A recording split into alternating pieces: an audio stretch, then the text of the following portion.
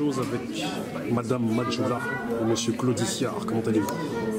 Ça va, merci. Ça va, tout va bien.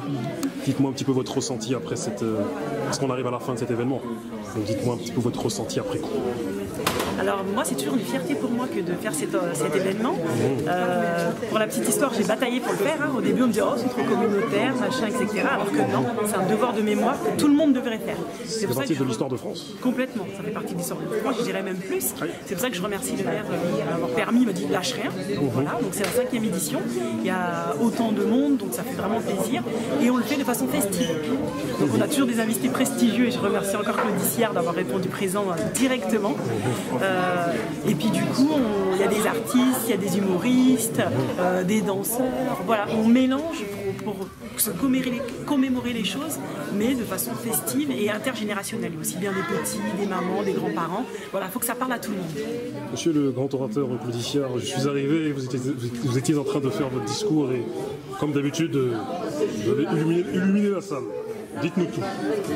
Alors moi je suis très heureux d'être là. Lorsque je suis arrivé, je n'imaginais pas, Madjoula, qu'il y aurait autant d'enfants.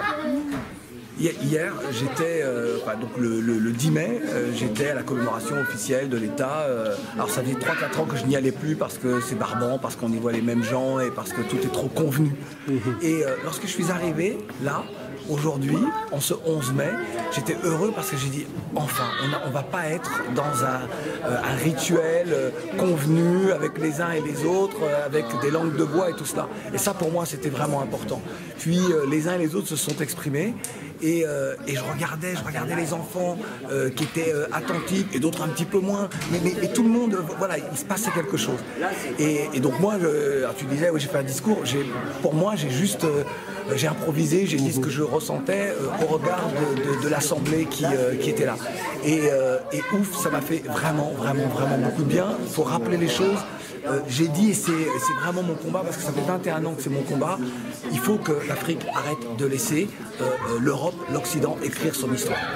Et que l'histoire de l'esclavage, c'est l'histoire de millions d'Africains déportés, c'est l'histoire de femmes, d'hommes et d'enfants qui ont été suppliciés dans les fers de l'esclavage.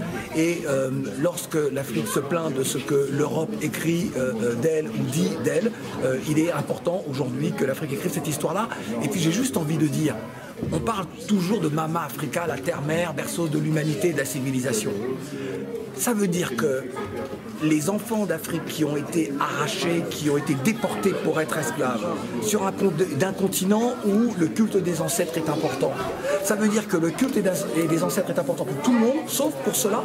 Ça veut dire que Mama Africa ne reconnaît pas tous ses enfants. Mais si l'Afrique ne reconnaît pas ses enfants afro-américains, afro-caribéens, afro-océaniens, afro du monde arabe, tous ces afros-là, dont je fais partie, seront toujours orphelins quelque part. Tu vois, c'est ça qu'il faut rappeler aux uns et aux autres. Et puis, l'esclavage, c'est pas une histoire de noirs. C'est pas une histoire de noirs contre blancs. C'est pas une histoire de blancs contre les noirs. C'est pas des arabes contre... C'est un des pans de l'histoire de l'humanité. Les êtres humains, lorsqu'ils sont dominants, se comportent toujours comme ça. Ils se comportent en dominants, ils oppressent et ils agressent. En ce moment, le peuple soniké est dans une remise en question. Parce qu'il y a aujourd'hui, au sein du peuple soniké en Afrique, il y a encore cette hiérarchie et cet esclavage qui existe. Et je disais à Yimbi Kouma, qui est un artiste mauritanien, qui est vraiment au combat sur ça, je lui disais il y a quelques jours, je lui dis mais donc, ce que tu nous dis là, nous ramène au temps de la déportation des Africains, ça veut dire que cette tradition-là a facilité l'esclavage. Que ce soit l'esclavage vers la péninsule arabique, que l'esclavage vers les terres du dit Nouveau Monde. Donc voilà, ça nous ramène à... L'esclavage est un passé très présent parce que les résultats de tout ça, les résidus nocifs de tout ça, c'est la discrimination, et toutes les formes de discrimination, c'est l'apartheid, c'est le racisme et c'est tout ça. Et c'est notre incapacité, parce que chacun est astreint, j'ai envie de dire, à son peuple, à son origine sociale et autres. C'est-à-dire que c'est notre incapacité à dire, mais un autre monde est possible. Moi, qu'importe la couleur de ta peau, si t'es con, si t'es intelligent, t'es intelligent. C'est vraiment quelque chose, ça paraît très simple de dire ça, mais comment est-ce qu'on casse les imaginaires? Comment est-ce qu'on reconstruit les imaginaires? C'est par l'éducation. Mais on est tous au courant de la loi de Christiane Taubira de 2001. Beaucoup, enfin certains, demandent des réparations et des dommages financiers. Ouais. Qu'en pensez-vous? Je suis, moi, opposé à des réparations financières. Mais qui serions-nous si tout était marchandable? On est déjà dans un monde où tout est marchandise, on marchande tout. On vend même donc des êtres humains. Ça veut dire que moi aujourd'hui, je demanderais un montant ou on m'octroierait un montant pour mes ancêtres, je suis africain de la Caraïbe, je suis guadeloupéen, pour mes ancêtres qui ont été esclaves. Alors donc, par exemple, mon frère dont les enfants sont métis, c'est-à-dire que lui, pour ses enfants, il devrait demander combien? La moitié du prix. Et puis ici, c'est métis de métis. Donc c'est un quart, c'est un dixième. Il faut qu'on arrête.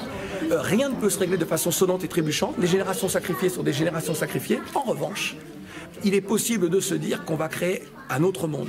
On va décider aujourd'hui, qu'un autre monde est possible, qu'on va construire cet autre monde-là. Alors notre maire disait que cet autre monde existe déjà, et il a raison de le dire, parce que sinon on ne pourrait pas se poser la question.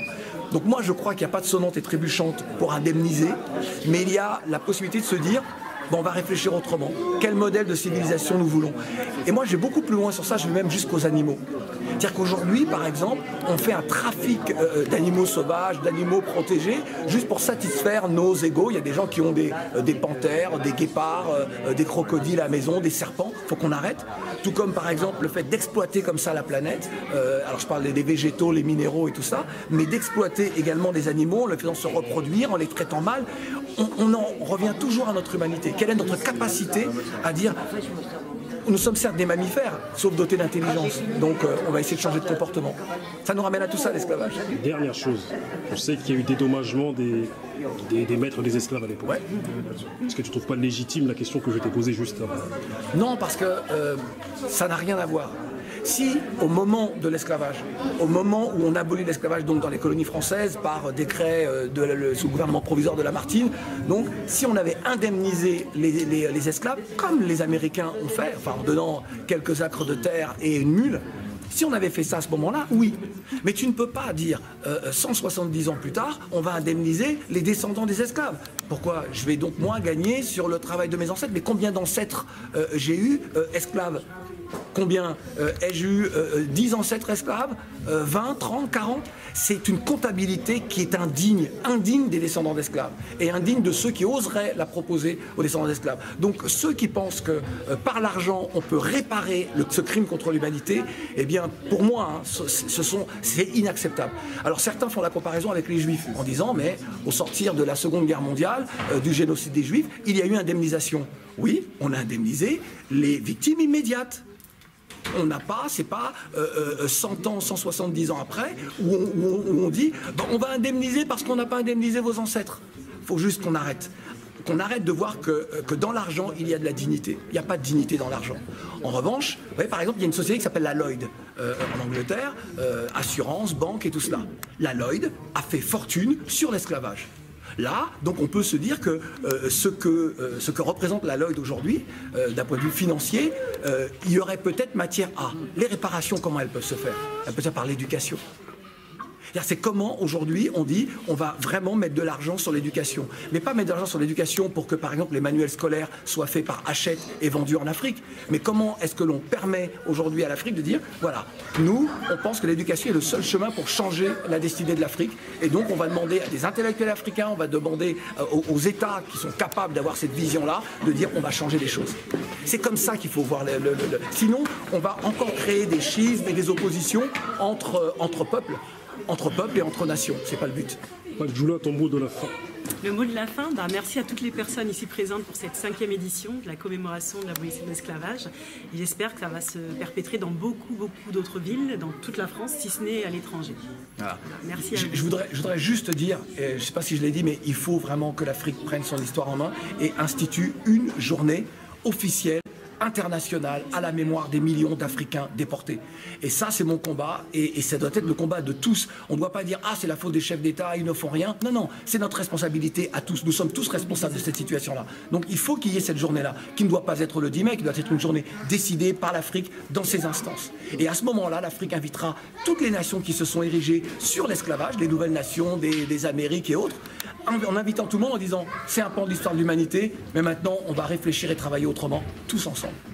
Merci à vous. Merci. Voilà.